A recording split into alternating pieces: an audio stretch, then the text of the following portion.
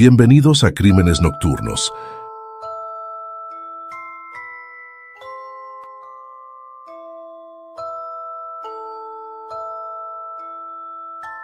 Imagina un Kansas rural en 1959. Un escenario de campos dorados y tranquilidad aparente, donde Herbert Clutter, un próspero granjero, vivía con su esposa Bonnie y sus hijos. Bonnie, luchando contra una condición médica compleja que afectaba su movilidad, depositaba sus esperanzas en una cirugía prometedora. Pero aquel sueño de recuperación se truncaría abruptamente. El 15 de noviembre de 1959, una llamada al sheriff local destapó una escena que sacudiría los cimientos de Holcomb, Kansas. Las primeras palabras del oficial al llegar fueron: «Esto no es obra de alguien común. Hay una mente calculadora detrás». Así comenzó la investigación del crimen que marcaría un antes y después en la historia de este pequeño pueblo, donde la violencia externa era tan inconcebible como un huracán en el desierto. Ahora es el momento de adentrarnos en un crimen que desafió la paz de la América rural y redefinió la percepción de seguridad en las pequeñas comunidades. Si quieres descubrir cómo un hecho aislado reveló grietas en la sociedad de la época, no olvides activar las notificaciones y seguir esta historia hasta el final. En 1959, Estados Unidos vivía una aparente tranquilidad posguerra, donde los crímenes solían ser conflictos interpersonales más que actos de violencia organizada. Sin embargo, una nueva ola de delincuencia metódica comenzaba a emerger, aunque aún pasaba desapercibida en pueblos como Holcomb, Kansas. Herbert Clutter, un granjero respetado, personificaba los valores de su comunidad: trabajo duro, fe y familia. Su esposa Bonnie enfrentaba desafíos de salud, pero mantenían la esperanza en tratamientos médicos avanzados. Holcomb era un lugar donde las familias se reunían en el Club 4H para eventos comunitarios, y donde la vida transcurría entre cosechas y picnics bajo el sol de Kansas.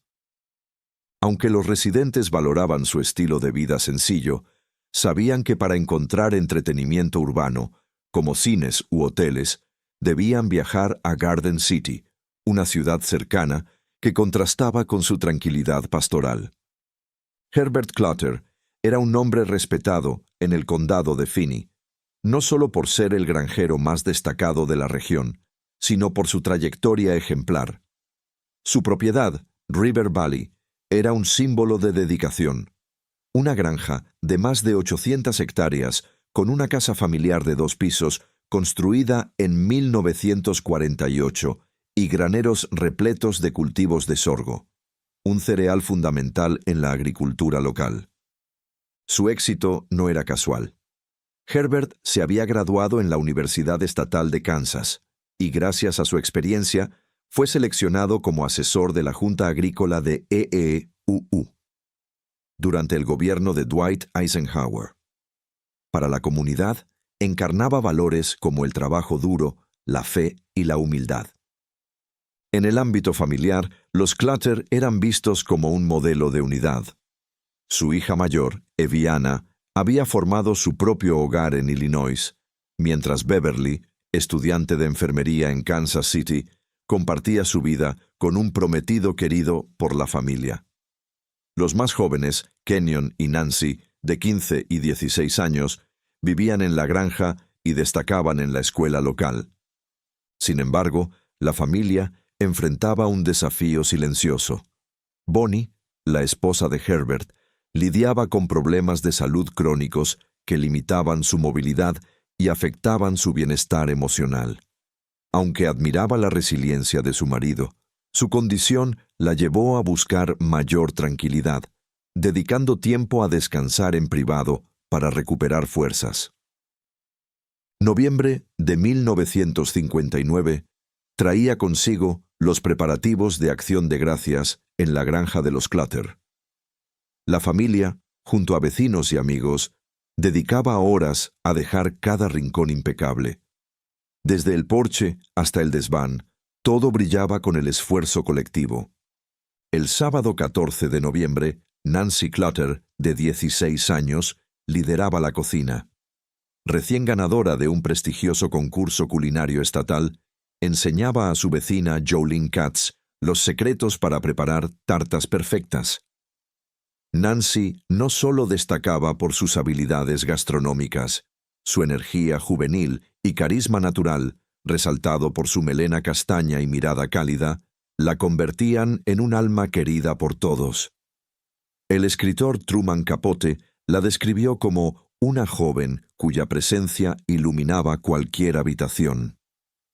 Mientras Nancy y Jolene horneaban, su hermano Kenyon trabajaba en el jardín, y el aroma a manzanas y canela comenzaba a impregnar la casa. Al caer la tarde, la familia se reunió para una cena tranquila, seguida de un momento de convivencia en el salón, donde Herbert invitó al novio de Nancy, Bobby Rupp, a compartir una velada en lugar de salir al lago McKinney. Bobby recordaría años después. Esa noche hubo una calma extraña, como si algo invisible flotara en el aire. Tras despedirse, Nancy se retiró a su habitación para su rutina nocturna, sin sospechar que sería la última vez que su familia estaría junta.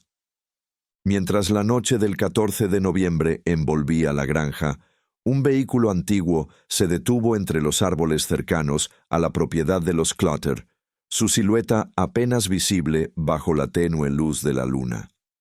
Dentro de la casa, Nancy, tras terminar su rutina nocturna, probó un elegante vestido rojo que planeaba usar en la misa del domingo, un momento que simbolizaba su conexión con la comunidad y su fe. Al amanecer del 15 de noviembre, los primeros rayos de sol iluminaron el río Arkansas y la blanca cerca de la granja, pintando una escena de tranquilidad engañosa. Clarence Ewald, vecino de los Clutter, llegó con su hija para acompañarlos a la iglesia, como era tradición. Sin embargo, al tocar el timbre repetidamente sin respuesta, notaron que los automóviles de la familia seguían en el garaje. La joven Nancy Ewald, intrigada, se dirigió a la puerta trasera del estudio de Herbert Clutter. Al encontrarla entreabierta, llamó con timidez. «¿Nancy? ¿Estás lista?» Solo el silencio absoluto respondió, un vacío que la impulsó a regresar rápidamente al auto de su padre. Juntos, alertaron a Susan Kidwell, otra vecina, quien intentó llamar por teléfono sin éxito. La ausencia de respuesta marcó el inicio de una mañana que nadie en Holcomb olvidaría. En una tranquila mañana de noviembre de 1959, dos amigas, Nancy Ewald y Susan Kidwell, tomaron el camino habitual hacia la granja de los Clutter en Holcomb, Kansas. La puerta trasera, como siempre, estaba sin seguro. Entraron por la cocina y de inmediato notaron algo extraño. No había desayuno servido, ningún plato, nada fuera de lugar, pero también nada normal. Susan se detuvo. En el suelo, el bolso de Nancy Clutter yacía abierto, como si hubiera sido dejado a toda prisa. El silencio en la casa era inquietante. Subieron las escaleras. Cada paso sobre la madera crujía con un eco que parecía gritar. Y entonces Susan gritó también. Lo que vio la paralizó. La habitación de Nancy estaba iluminada por el sol de la mañana, pero lo que había en esa cama no tenía nada de luz. Nancy Clutter yacía boca abajo. Una bala de escopeta había destrozado la parte posterior de su cabeza. Sus muñecas estaban atadas, al igual que sus tobillos. El osito de peluche en su cama, testigo mudo del horror, fue lo último que Susan recuerda haber visto antes de salir corriendo. Minutos después, el sheriff Robinson y su ayudante llegaron a la granja. Al subir, no pudieron evitar notar el color rojo que salpicaba los muebles y las paredes del cuarto de Nancy. Recorrieron el pasillo. y la tensión se acumulaba con cada puerta que abrían. En el cuarto de Canyon Clutter, todo parecía ordenado, pero el joven no estaba. Sin embargo, al llegar al dormitorio principal, encontraron a Bonnie Clutter, la madre, en su cama. Vestía su camisón blanco, ahora empapado de un tono profundo y alarmante. Sus manos estaban unidas frente a ella, como si hubiese estado rezando. Las cuerdas, atadas meticulosamente, desde sus muñecas hasta sus tobillos, revelaban una escalofriante verdad. Quien había cometido este crimen no actuó con prisa, sino con un método perturbadoramente calculado. Bonnie Clutter fue hallada sin vida en su habitación. Llevaba puesto un camisón blanco que ahora estaba teñido de un tono oscuro, y sus manos estaban colocadas al frente, en una posición que parecía de oración. Estaba atada con una cuerda que iba desde sus muñecas hasta los pies de la cama, lo que indicaba que quien la había atacado se tomó su tiempo para preparar la escena. El impacto fue tan grande que los oficiales apenas podían procesarlo, pero aún quedaban más habitaciones por revisar. Poco después, el sheriff Meyer encontró los cuerpos de Canyon y Herbert Clutter en la parte baja de la casa. El hijo de la familia, Canyon, yacía sin vida en una posición tranquila, aunque los indicios mostraban que había sido atacado de forma directa. La similitud con lo ocurrido a su madre era evidente. Sin embargo, al examinar el lugar donde fue hallado el señor Clutter, la impresión fue aún más fuerte. Su cuerpo fue encontrado dentro de una gran caja de cartón colocada frente al sistema de calefacción. Llamó la atención de los oficiales que sobre la cabeza del señor Clutter había una cuerda atada a un tubo, lo que indicaba que en algún momento pudo haber sido restringido de pie. Este detalle dejó claro que no se trataba de un ataque impulsivo. El autor o autores del crimen actuaron con una precisión inquietante. Una vez que se analizó la escena en su totalidad, la policía solicitó refuerzos y en cuestión de minutos, la granja de los Clutter estaba llena de agentes, reporteros y curiosos. En la radio local de Garden City, el locutor describió los hechos como una tragedia sin precedentes, que sacudía por completo a la comunidad. Las autoridades empezaron a buscar respuestas. El oficial Alvin Adams Dewey, de la Oficina de Investigación de Kansas, fue uno de los primeros en tomar la palabra. Dijo: «En este estado hemos visto muchas cosas, pero nunca algo tan cruel como esto». Con 47 años, Alvin era un investigador de larga trayectoria. Había sido sheriff del condado de Finney y agente especial del FBI en varias ciudades importantes. En ese momento, ya trabajaba más desde su escritorio que en el campo. Pero esta noticia lo sacudió profundamente. Fue su esposa, Mary, quien le avisó del crimen. Alvin estaba en Wichita resolviendo otro caso cuando recibió la llamada. Mary, con la voz temblorosa, le dijo que toda la familia Clutter había sido asesinada. A pedido del sheriff del condado, Alvin quedó a cargo del caso, liderando a un equipo de más de 18 personas. Una de sus primeras hipótesis llamó mucho la atención. Pensaba que, por la naturaleza de lo ocurrido, probablemente había más de un responsable. Según su razonamiento, Herbert Clutter era un hombre fuerte y difícil de someter. Para controlarlo sin que opusiera resistencia, se necesitaban al menos 2 atacantes. Pero había una duda aún más inquietante. ¿Qué tipo de conexión puede unir a 2 personas para cometer un acto tan violento, al mismo tiempo y con tanta coordinación? En su intento por encontrar un posible motivo detrás de lo ocurrido, los investigadores entrevistaron a prácticamente todo aquel que tuvo alguna relación con los Clutter. Hablaron con socios comerciales de Herbert, además de trabajadores que frecuentaban la casa, plomeros, pintores, carpinteros y paisajistas. También interrogaron a amigos, profesores y personal de la escuela donde estudiaban Nancy y Kenyon. Pero tras decenas de entrevistas, el resultado fue el mismo. Nadie podía entender por qué alguien querría hacerle daño a esa familia. No había conflictos, amenazas previas ni sospechas razonables. Era como si el crimen hubiera caído del cielo. El oficial Harold Nye, visiblemente frustrado, expresó lo que todos en la sala de reuniones estaban pensando. De todas las personas del mundo, los Clutter eran los menos propensos a morir de esta manera. Las diligencias se detuvieron brevemente cuando la funeraria Phillips de Garden City anunció el funeral. Más de 600 personas asistieron al cementerio de Valley View para despedir a la familia. El reverendo Leonard Cowan, de la primera iglesia metodista, pidió silencio y pronunció unas palabras que quedaron grabadas en los presentes. Dios nos ofrece valor, amor y esperanza, incluso cuando atravesamos los valles más oscuros. Pero esa esperanza no fue fácil de abrazar para quienes trabajaban en la investigación. Todos sabían que no podía haber paz sin justicia. En un principio, las evidencias físicas encontradas en la escena no ofrecían muchas respuestas, salvo confirmar lo que ya se intuía. Él o los responsables tenían una personalidad meticulosa, calculadora y peligrosa.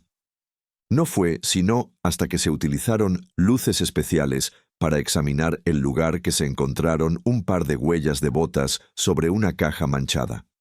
Las huellas eran diferentes entre sí y, dado que tanto Herbert como su hijo estaban descalzos, se asumió que pertenecían a dos personas distintas.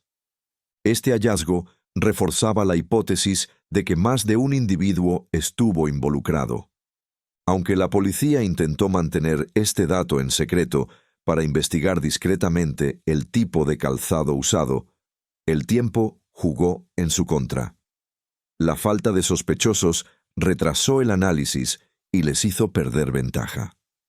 Además, había otro detalle desconcertante. En toda la escena no se encontraron los cartuchos de los disparos.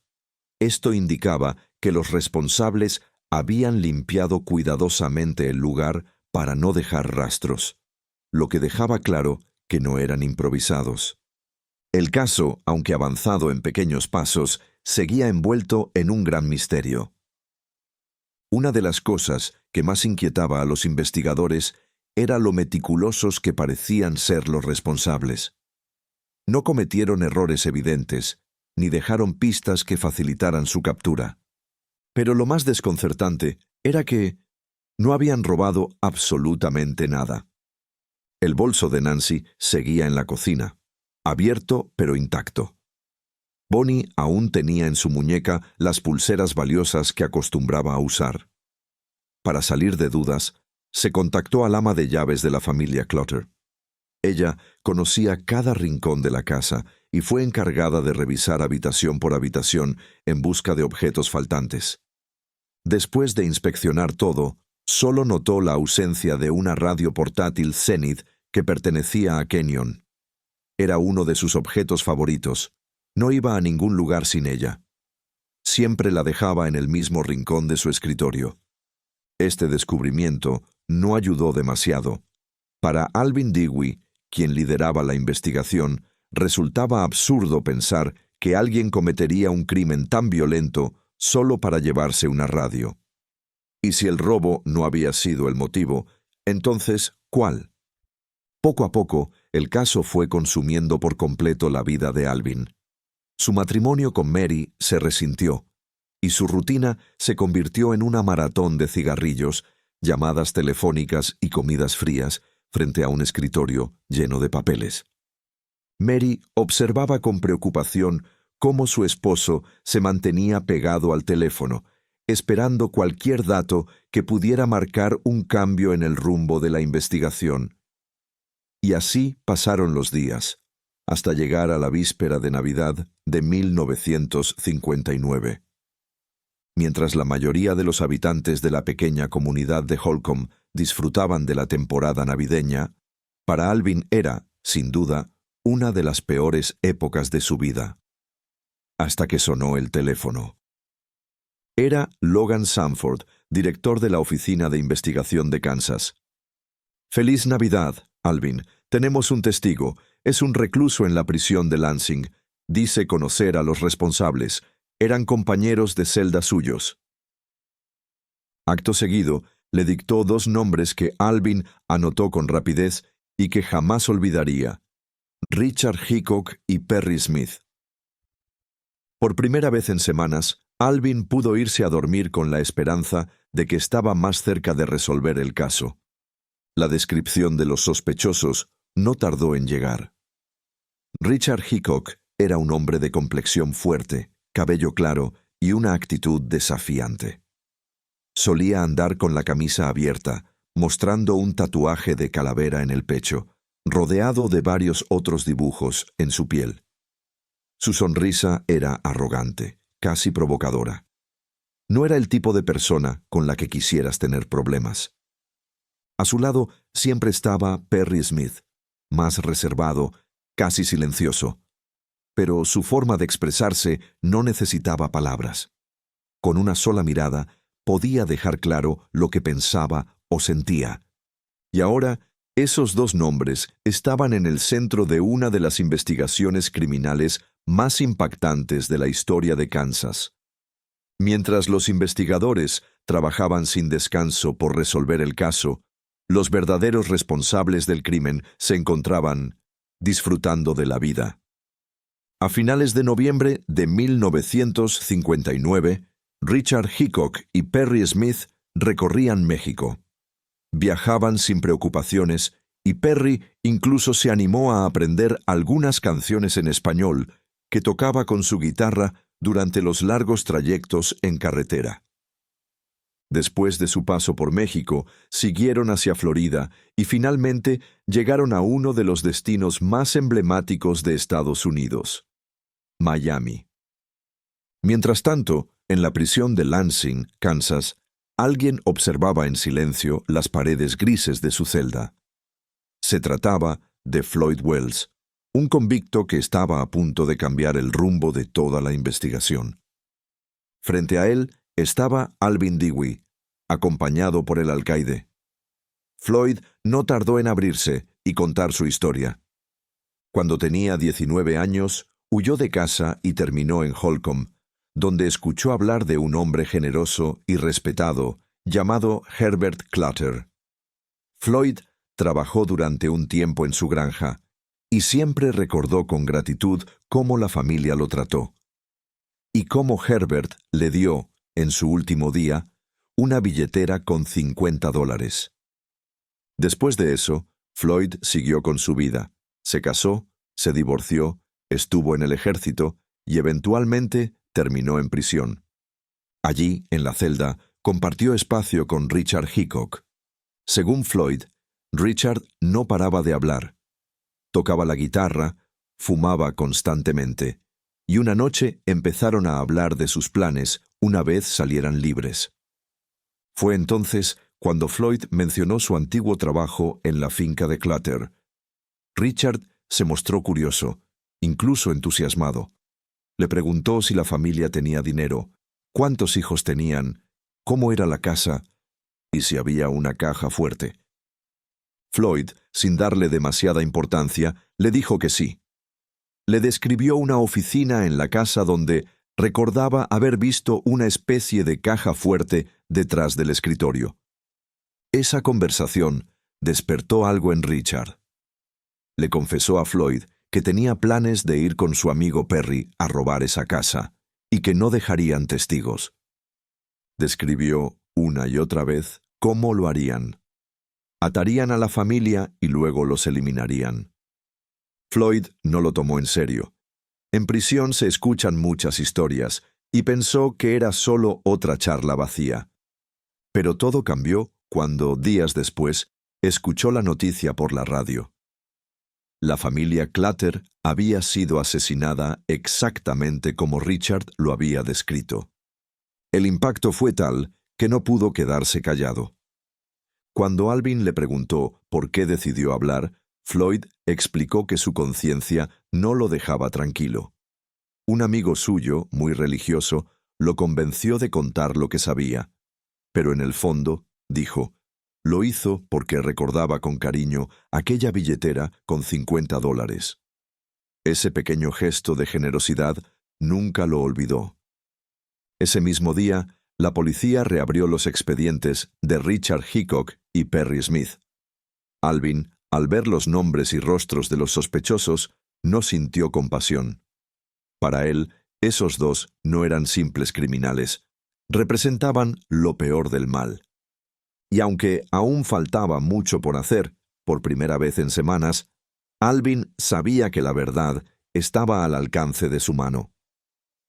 Mientras las piezas del rompecabezas comenzaban a encajar, Alvin Dewey se sumergía en los archivos de dos sospechosos que, hasta entonces, eran solo nombres en una hoja.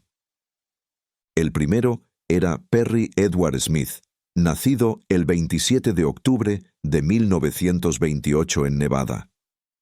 Su infancia fue marcada por el caos. Sus padres, con serios problemas de alcoholismo, mantenían una relación violenta. Su madre sufría constantes abusos y finalmente, en 1935, decidió escapar junto a sus hijos hacia San Francisco. Pero la esperanza de una vida mejor no llegó. Perry creció sintiéndose abandonado, moviéndose de un centro de detención juvenil a otro. A los 16 años, buscó una salida en la Marina. 2 años más tarde, se alistó en el ejército, donde terminó participando en la Guerra de Corea. Según los registros, estuvo en servicio activo por 15 meses, tiempo en el que también fue sancionado por varios conflictos con otros soldados. Después de dejar el ejército con honores, trató de rehacer su vida. Trabajó como pintor de autos en Washington y se compró una motocicleta, símbolo de libertad para él. Pero un accidente le cambió el rumbo. Sufrió lesiones graves en ambas piernas, lo que lo llevó a vivir con dolor crónico el resto de su vida. Para sobrellevarlo, comenzó a tomar analgésicos y pronto cayó en la dependencia. Los archivos mostraban que, en marzo de 1956, Perry fue arrestado por un robo menor en una tienda de Kansas y condenado a entre 5 y 10 años de prisión en la cárcel de Lansing. Fue liberado bajo palabra en junio de 1959. Pero cuando Alvin verificó su estado con el Departamento de Libertad Condicional, descubrió algo alarmante. Perry se había fugado y estaba siendo activamente buscado. El segundo nombre en los documentos era Richard Eugene Hickok, nacido el 6 de junio de 1931 en Kansas City. Su historia parecía, a simple vista, menos perturbadora. A los 19 años, se casó con una joven de 16 años, Carol Bryan. Tuvieron 3 hijos, y Richard trabajó como conductor de ambulancias y mecánico para mantenerse. Pero pronto los problemas financieros los abrumaron. Gastaban más de lo que podían ganar. Y justo cuando parecía que las cosas no podían empeorar, Richard sufrió un accidente de tránsito que le dejó secuelas físicas y lo alejó del trabajo. En medio de esa crisis, su vida personal también se desmoronó. Abandonó a Carol y dejó embarazada a otra mujer, Margaret Edna. Desesperado por conseguir dinero, en enero de 1956 emitió cheques sin fondos. Fue arrestado y condenado a 5 años en la misma prisión donde coincidió con Perry Smith, Lansing. Fue allí, entre rejas, donde surgió la conexión que más tarde sacudiría al país. Richard salió en libertad condicional en agosto de 1959. Ahora, con toda esta información sobre la mesa, los investigadores solo tenían una misión en mente: encontrarlos y llevarlos ante la justicia. La primera gran pista llegó gracias al agente Harold Nye. Su llamada fue clara y directa. Los sospechosos habían sido vistos en Kansas el 20 de noviembre de 1959, solo 5 días después del crimen que sacudió al país. Alvin Dewey activó de inmediato una cadena de interrogatorios. Visitaron todas las tiendas de ropa, electrónica y joyería del área, hasta que finalmente un comerciante los identificó. «Ese es el tipo que me pagó con un cheque sin fondos», dijo uno, señalando la foto de Richard Hickok. Otro empleado no dudó en señalarlo como un hombre muy hablador, mientras que su acompañante, un sujeto de mirada dura y pocas palabras, parecía limitarse a seguirlo en silencio. Ese acompañante, sin duda, era Perry Smith. Los investigadores continuaron su recorrido hasta llegar a Olathe, Kansas. Allí interrogaron a los padres de Richard. Ambos recordaban claramente que, entre el 14 y el 15 de noviembre, su hijo había sido visitado por un amigo extraño, de cabello grasoso y chaqueta de cuero. Dijo que se llamaba Perry. Venía de Las Vegas, creo, comentó el padre. No les gustaba su apariencia, ni su presencia. Era evidente que desconfiaban de ese visitante. Conforme se armaba el rompecabezas, surgió un dato clave. En los días posteriores a los asesinatos, Richard y Perry habían hecho un misterioso viaje que luego describieron a conocidos como un completo desperdicio de tiempo. Probablemente porque no encontraron el botín que esperaban en la casa de los Clutter. Para entonces, los investigadores estaban convencidos de que los hombres ya estaban muy lejos, probablemente a casi 1000 kilómetros de Kansas. En la habitación de Richard, la policía encontró una escopeta calibre 12 de la marca Savage, una de las pruebas más comprometedoras. El hermano del sospechoso dijo que la usaban para cazar conejos, pero Alvin y su equipo sabían bien que esa era el arma que había terminado con la vida de los Clutter. Aún así, decidieron ser cautelosos. Tenían que actuar con precisión. La intuición de Alvin apuntaba a Las Vegas, y una vez más su instinto no falló. Los sospechosos habían llegado a la ciudad desde Miami solo 5 días antes. Se alojaron en un motel barato y se movilizaban en coches robados. Fue entonces cuando entraron en escena 2 agentes claves, O.C. Pickford y Francis McCulley. Ambos patrullaban cuando vieron un Chevrolet estacionado frente a una oficina de correos. Algo no cuadraba. Al verificar la placa, saltó la alarma. Vehículo robado en el condado de Johnson, Kansas. Decidieron esperar, y no pasó mucho tiempo hasta que un hombre moreno, con una leve cojera, salió de la oficina y se subió al auto. Era Perry. Apenas encendieron el motor, los agentes actuaron con firmeza. Pistolas en mano, bloquearon el paso del vehículo. Perry y Richard no ofrecieron resistencia. La captura había sido un éxito. Mientras tanto, en Kansas, Alvin estaba dándose una ducha cuando su esposa, Mary, lo llamó desde la planta baja. «Alvin, es la comisaría. Quieren hablar contigo». Envuelto solo en una toalla, bajó rápidamente y tomó el teléfono. Lo que escuchó lo dejó sin aliento. «Los tenemos. Han sido capturados en Las Vegas».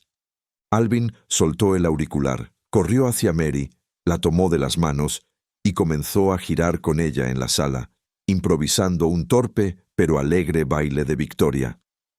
«Los atraparon en Las Vegas. Los atraparon». En ese momento, Mary supo que la pesadilla había terminado. Su esposo podría volver a casa, y sus hijos, por fin, recuperarían al padre que llevaban semanas sin ver. El 2 de enero de 1960, alrededor de las 2 de la tarde, Richard y Perry fueron llevados a salas separadas para ser interrogados en la oficina del sheriff de Las Vegas.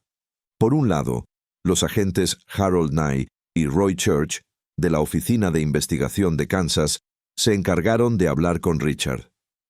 En la sala contigua, el agente Clarence Dance y Alvin Dewey hicieron lo propio con Perry Smith. Durante el interrogatorio, Richard se mostró despreocupado, incluso arrogante. Llevaba una sonrisa amplia en el rostro mientras observaba fijamente a los investigadores. «Queremos saber qué has estado haciendo desde que saliste en libertad condicional», le dijo uno de los agentes. «Sabemos que estuviste haciendo algunas compras en Kansas». La pregunta estaba cuidadosamente formulada para llevar la conversación hacia el caso de los Clutter, pero Richard no reaccionó. Continuó hablando de temas triviales, intentando desviar la atención. Después de un rato, el agente Roy Church perdió la paciencia y fue más directo, preguntándole por los hechos violentos que habían ocurrido. «Vamos, yo no soy ningún criminal», exclamó Richard. Los agentes, sin inmutarse, le respondieron que había un testigo capaz de vincularlo directamente con lo ocurrido y que testificaría ante el tribunal. Ante la falta de cooperación, decidieron detener el interrogatorio y trasladarlo a una celda. Mientras tanto, en la otra sala, la situación con Perry Smith no era muy diferente. A pesar de los esfuerzos, tampoco se había obtenido ninguna confesión de su parte. Al día siguiente, el 3 de enero de 1960, coincidiendo con el cumpleaños de Nancy Clutter, Richard mostró una actitud distinta. Parecía decidido a hablar, como si quisiera cerrar el caso como una especie de homenaje tardío a la joven víctima. En contraste, Perry se mostraba irritable y reservado. Durante el interrogatorio, evitó referirse a lo ocurrido y prefirió hablar de los meses anteriores, mencionando que había estado bebiendo en exceso y frecuentando ciertos ambientes nocturnos. Después de varias horas sin obtener avances, Alvin Dewey optó por un enfoque distinto. Llevó a Perry a dar un paseo en coche por los alrededores. En un intento de ganarse su confianza, le ofreció un cigarro y mientras se lo encendía, soltó una frase directa. «¿Sabías que tu compañero dijo que tú fuiste quien cometió todos los actos aquella noche? Literalmente te echó toda la culpa encima». Esa afirmación sacudió a Perry. Visiblemente alterado, dijo que ya era hora de contar su versión de los hechos. Según él, todo había comenzado por la promesa de un dinero fácil. Richard le había asegurado que en la casa de los Clutter había una caja fuerte con una suma considerable. Incluso había dibujado un mapa detallado de la propiedad. Perry explicó que habían planeado cuidadosamente el ingreso a la vivienda. Compraron guantes para evitar dejar rastros y también adquirieron algunos elementos con los que planeaban restringir a los miembros de la familia. Holcomb es un pueblo tan pequeño que si parpadeas podrías pasarlo por alto, comentó Perry. Recordó cómo, al acercarse al lugar, el vehículo en el que viajaban pasó sobre unas vías del tren. En ese momento, notó que Richard desviaba el auto hacia un camino privado rodeado de árboles. Apagaron las luces del coche. No las necesitaban, ya que la luna llena iluminaba con fuerza el terreno. Avanzaron lentamente. Frente a ellos se alzaban los graneros, los silos y finalmente la casa, recortada contra el brillo plateado del cielo nocturno. Poco después, bebieron un poco y se pusieron los guantes. Siguiendo el croquis hecho por Richard, fueron directamente hacia la entrada del despacho de Herbert Clutter, que encontraron sin llave. Perry contó que, al no encontrar la supuesta caja fuerte, decidieron despertar personalmente al dueño de la casa. Perry confesó que no podía creer que habían recorrido más de 600 kilómetros para terminar sin obtener nada. Avanzaron en silencio por la casa, iluminada solo por la tenue luz exterior. Cada paso resonaba con fuerza sobre las viejas tablas del suelo, haciendo crujir la madera con cada movimiento. Según su testimonio, al llegar a la habitación principal, despertaron a Herbert Clutter y comenzaron a interrogarlo. Le exigieron saber dónde estaba la caja fuerte, pero Herbert, con firmeza, les respondió que no tenía una y que todas sus transacciones las hacía mediante cheques. Richard, frustrado por la respuesta, insistió en ir a hablar con su esposa, convencido de que tal vez ella tenía dinero escondido. Herbert trató de advertirles que su esposa estaba delicada de salud, pero no fue escuchado. Se dirigieron a la habitación separada donde se encontraba Bonnie Clutter. Bonnie, al notar la presencia de los intrusos, se mostró claramente asustada. Como no obtuvieron información de ella, decidieron atarla a una silla dentro del baño para evitar que se moviera. Mientras tanto, Herbert intentaba consolarla, diciéndole que no les harían daño. Perry aseguró que hasta ese punto su intención no había sido dañar a nadie. Luego fue a otra habitación y encontró al hijo adolescente de la familia, Kenyon, de 15 años. Allí encontró lo que describió como el único objeto de valor que vieron en la casa: una pequeña radio gris portátil. «Esa radio me gustó», dijo Perry. «Al menos no me iría de ahí con las manos vacías». Mientras eso sucedía, Nancy, la hija de la familia, apareció en el pasillo. Aún estaba vestida y con el cabello húmedo, como si no se hubiera acostado aún.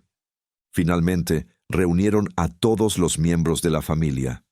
Fue en ese momento cuando comprendieron que realmente no existía ninguna caja fuerte y que no había nada de valor que obtener. Eso los dejó en un punto crítico. Habían llegado allí buscando algo que simplemente no estaba, y ahora no sabían cómo proceder. Tras separar a cada miembro de la familia Clutter en diferentes rincones de la casa, los dos intrusos comenzaron a interrogarles de forma insistente, con la esperanza de descubrir algún secreto relacionado con dinero. Perry recordó que cuando estuvo a solas con Bonnie Clutter, ella se mostró extremadamente angustiada por su hija Nancy. Con una profunda preocupación, Bonnie le suplicó a Perry que no permitiera que Richard le hiciera daño a su hija. En una conversación posterior con Alvin, Perry le confesó que él también sentía miedo de que Richard pudiera actuar de esa manera. Le prometió a Bonnie que no dejaría que ocurriera nada de lo que ella temía. Mientras tanto, Perry se dio cuenta de que Richard había quedado a solas con Nancy. Cuando Alvin entró en la habitación de la joven, Richard permaneció callado, y juntos procedieron a atar los tobillos de la niña para inmovilizarla. Luego, Perry se enfrentó a Richard en el pasillo. En ese momento, Richard le comentó que quería pasar tiempo con Nancy, lo que hizo que Perry se sintiera profundamente perturbado. Respondió enfadado: «¿Qué te pasa? No estoy de acuerdo con ese comportamiento». Tuvieron una breve discusión en el pasillo, fuera de la habitación de la niña. Perry confiesa que le resultó difícil aceptar que alguien a quien admiraba pudiera estar pensando de esa manera. Mientras él se encargaba de la mayor parte del trabajo, Richard parecía centrarse únicamente en la joven. Al darse cuenta de que no obtendrían nada más de la familia Clutter, los dos intrusos planeaban marcharse y dejarlos atados. Sin embargo, Richard parecía preocupado por asegurarse de que Herbert no pudiera liberarse. En ese momento, Perry, claramente molesto por la actitud de su compañero, decidió tomar cartas en el asunto.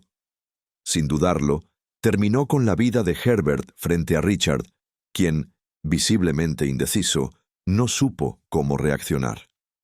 Cuando vio lo que había sucedido, Richard entró en pánico e intentó huir, pero pronto se dio cuenta de que no podía dejar a Herbert con vida.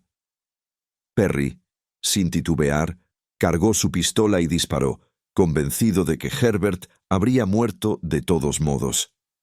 Tras este asesinato, Perry exigió que Richard hiciera lo mismo con el resto de la familia Clutter: Kenyon, Nancy y Bonnie. Después de los asesinatos, recogieron los cartuchos de las armas y se marcharon de la casa, prácticamente vacíos de cualquier propósito más allá de la violencia. Los dos hombres condujeron en silencio durante casi 20 kilómetros, sin intercambiar ni una sola palabra. Cuando Perry terminó de relatar los hechos, Alvin lo miró con una expresión de disgusto y, tras un momento de reflexión, le preguntó: «Perry, ¿cuánto dinero se llevaron Richard y tú aquella noche?» Perry, después de una pausa, respondió: «Unos $40 o $50». Poco después, Perry contactó a Alvin y expresó su deseo de firmar una nueva confesión, pero con una condición: sería completamente honesto. En su declaración, afirmó que había sido él quien mató a todos los miembros de la familia Clutter, sin la ayuda de Richard. Sin embargo, Alvin rechazó esta nueva versión de los hechos y le pidió a Perry que solo se comprometiera a revelar la ubicación de los cartuchos, la cinta y los cordones que se usaron para atar a las víctimas. Estos objetos habían sido enterrados en una remota zona rural de Kansas. El juicio de los dos acusados comenzó el 23 de marzo de 1960, y todo Kansas estaba en un estado de gran agitación, clamando por una condena a muerte para los responsables de la tragedia. En la sala del tribunal, Arthur Clutter, uno de los hijos mayores de Herbert y Bonnie, había viajado más de 160 kilómetros solo para enfrentar a los hombres que habían causado la muerte de sus hermanos. Cuando Floyd y Wells entraron en el tribunal, ambos criminales se mostraron visiblemente molestos por lo que consideraban una traición. Durante su testimonio ante el jurado, Floyd relató de nuevo todos los detalles, desde su trabajo en la granja de los Clutter hasta la conversación que tuvo con Richard acerca de una caja fuerte. Además, Richard declaró que, de llevar a cabo un robo en el lugar, no dejaría sobrevivientes, comentando que probablemente ataría a las víctimas, las robaría y luego las mataría. A continuación, la acusación presentó diversas pruebas físicas, incluyendo huellas de botas y resultados de las pruebas balísticas realizadas por el laboratorio del FBI. También se presentaron los análisis de sangre encontrados en el cuchillo de caza de Perry, que contenían sangre de Herbert Clutter. El 28 de marzo de 1960, después de deliberar durante 50 minutos, el jurado declaró a Perry y Richard culpables de asesinato. La sentencia fue la pena de muerte y ambos fueron trasladados a la prisión estatal de Kansas, donde aguardaron su destino. En marzo de 1965, el Tribunal Supremo de Kansas confirmó la sentencia, estableciendo que la ejecución se llevaría a cabo a la medianoche del 14 de abril de 1965. Las últimas palabras de Richard fueron: «Solo quiero decir que no guardo rencor. Me enviarán a un lugar mucho mejor que este». Mientras caminaba hacia la horca, Richard vio a Alvin, le estrechó la mano y en un par de momentos la soga fue colocada en su cuello. El capellán dijo las últimas palabras: «Que el Señor se apiade de su alma». Entonces el verdugo accionó la trampilla. 30 minutos después fue el turno de Perry. Caminó por el mismo lugar, le hizo un leve gesto a Alvin y sus últimas palabras fueron: «Sería inútil disculparme ahora, pero lo siento». Y con esas palabras, la trampilla se abrió. Después de las ejecuciones, Alvin Dewey declaró que, aunque no le habían pedido que estuviera presente, decidió ir por su cuenta. Reconoció que, a pesar de sentir cierta compasión por los criminales, rápidamente se acordó de la amable Bonnie Clutter, quien tuvo que escuchar los disparos que mataron a sus hijos hasta su propia muerte. Alvin visitó varias veces las tumbas de los Clutter. A lo largo de este tiempo, se convirtió en un claro ejemplo de un agente de la ley que se implicó de manera personal en el caso.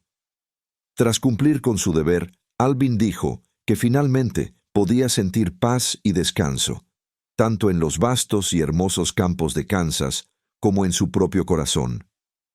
Después de la muerte de Richard y Perry, los investigadores comenzaron a vincularlos con el asesinato de la familia Walker ocurrido el 19 de diciembre de 1959 en Osprey, Florida. En 2012, la oficina del sheriff del condado de Sarasota exhumó los cuerpos de los criminales para obtener muestras de ADN. Aunque los resultados no fueron concluyentes debido a la falta de ADN utilizable, se sigue considerando a Richard y Perry como los principales sospechosos, ya que pasaron por esa zona después de asesinar a los Clutter. Este caso sigue siendo recordado, especialmente gracias a la película de 1967 A Sangre Fría, basada en la novela homónima de Truman Capote. En su obra, Capote estudió a fondo las motivaciones de Richard y Perry, dando vida a las víctimas y analizando las complejidades detrás del comportamiento homicida, lo que hace que el libro sea casi único en el contexto de los crímenes reales. Gracias por haber llegado hasta el final del video, espero que lo hayas disfrutado. No olvides dejar tu comentario aquí abajo para compartir tu opinión sobre este caso, es muy importante para nosotros. Nos vemos en el próximo caso. No olvides suscribirte y activar la campanita para que no te pierdas ninguna historia de crímenes nocturnos. Me despido, por ahora. Hasta la próxima y adiós.